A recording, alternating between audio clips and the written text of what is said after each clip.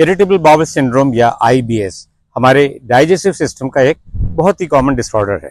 इसके मुतालिक ये गलतफहमी पाई जाती है कि ये एक नफ्सियाती बीमारी है, जो कि बिल्कुल दुरुस्त नहीं है। ज़्यादातर केसेस हमें नौजवानों में देखने को मिलते हैं, जिनमें ख़वातीन की तादाद ज़्यादा होती है। इसकी अहम अलामात में पेट में दर्द, जो कि कभी बढ़ जाता है और कभी कम हो जाता है।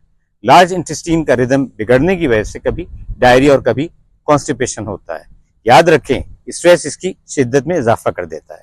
इसकी डायग्नोसिस के लिए कोई टेस्ट नहीं होता, ये अलामात की बुनियाद पर की जाती है। इसका कोई ख़ास ट्रीटमेंट भी नहीं है और इसका इलाज अलामात के मुताबिक किया जाता है।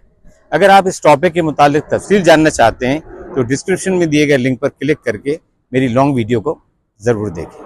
उनका एक बहुत ही कॉमन डिसऑर्डर है। इसके मुतालिक ये गलतफहमी पाई जाती है कि ये एक नफ्सियाती बीमारी है, जो कि बिल्कुल दुरुस्त नहीं है। ज़्यादातर केसेस हमें नौजवान